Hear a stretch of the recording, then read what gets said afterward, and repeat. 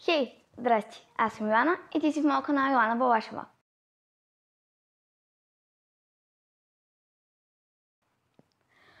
В това видео ще ви покажа как да направите задно колело. Нека да започваме! Така, първо ще разтегнем китките, гърба и крака, с който ще започвате да правите самото задно колело, за да бъде по-хубаво. Като ще започна с китките.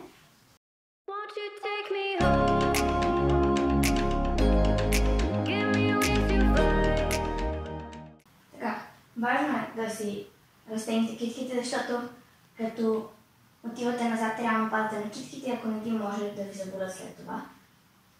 Сега ще продължа с гърба.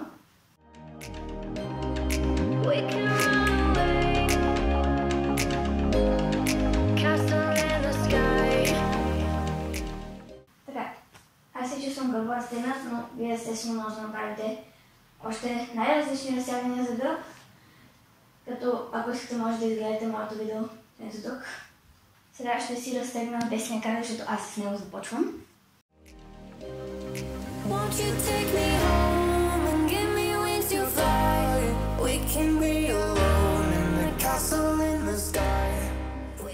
Така, вече съм разтегната и ще продължа с самото задно колело. Първо, преди да правите задно колело, бъдете сигурни, че можете да направите мост отгоре, което представлява ето това. Като ако не можете, може да видите моят туториал за него ето тук. Може да ви бъде полезен. Сега, първо, според мен най-лесният начин да научите задно колело е, ако първо научите да правите ето това.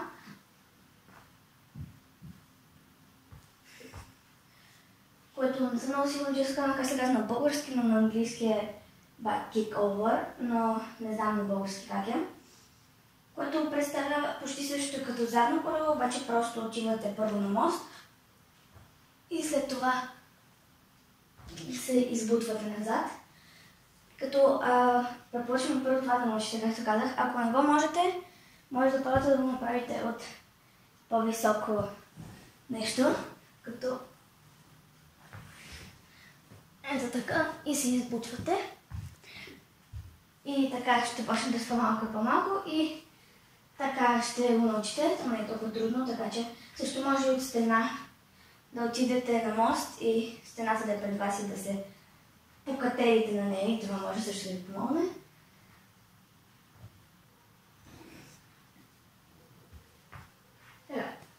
Сега ще продължим с самото задно колело. Първо, много е важно ръцете ви да са опънати, защото ако не са, рискувате да паднете на глава, което няма да бъде приятно. Също много е важно да правите всички тези неща на някаква постелка или на килим, както аз случая. Така е.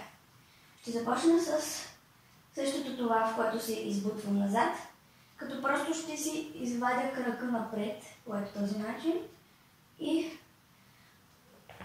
като отида в мост и просто ще си държа крака отвън, ето така и след това ще направя същото.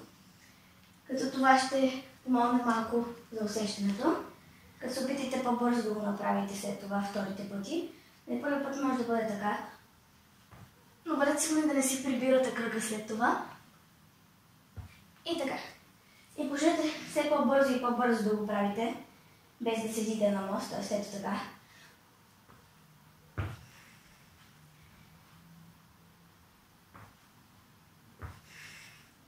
Да, когато се чувствате комфортно да правите това, започнете да вдигате малко повече крака заедно с тялото ви. Тоест, накрая, когато сте почти на мост, да започнете леко да си вдигате крака. Ето така. Ето така. Накрая, когато почти ръцете са ви на земята и просто трябва да започнете леко да ги вдигате. Ето така.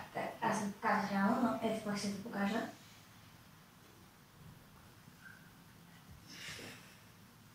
И реално сте наполовина готови, като може също, ако ви е по-лесно, отново да започнете от нещо по-високо, което да ви помага. Но не знам за това дали ще ви помогне, но много ще ви помогне за избутването назад. Сега, и просто започнете да си вдигате крака възможно най-рано, колкото ви е комфортно за момента. Ето сега по-рано ще го вдигна. Така, и когато можете да правите това вече добре, започнете да си вдигате от земята крака леко. Ето така, да кажем. И така се опитайте да го направите.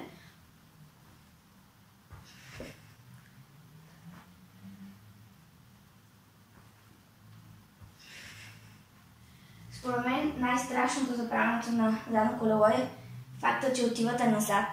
Затова може да почнете да се упражнявате на нещо по-високо, като стол или отново диван в моят случай.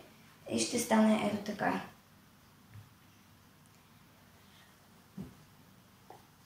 И просто така може да преодолеете страха от факта, че отивате назад. Също ви препоръчвам да го пробвате с някой да ви държи за гърба и да ви помага, за да се чувствате много по-спокойно. И започнете вече, след като сте вдигнали крака, да движите крака малко повече с тялото си, с ръцете си. Тоест, както отивате назад с тялото, да си движите крака назад, ето така, а не както до сега го правих. Така и крака да почва на крача да се движи. И ще се получи ето така.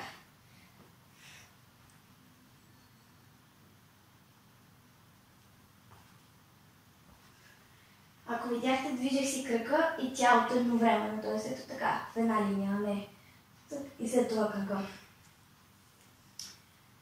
Когато се чувствате да правите комфортно това, реално сте готови, но е по-правилно да го правите с крака ви по-нависоко, нещо ето такова.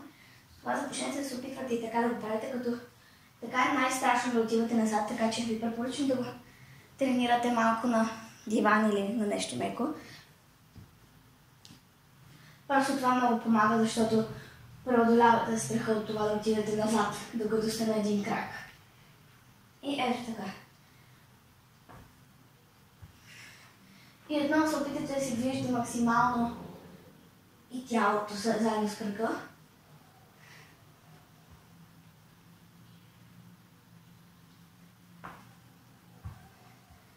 И накрая, когато сте усвоили движението, започнете да се опитвате да си опънете краката максимално и да ги разтворите на шпагат максимално, защото така просто ще изглежда много по-добре. И ето го крайния резултат.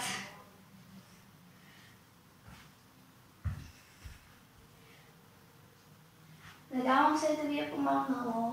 Както виждате, не е нищо трудно, така че знам, че ще успеете да го направите.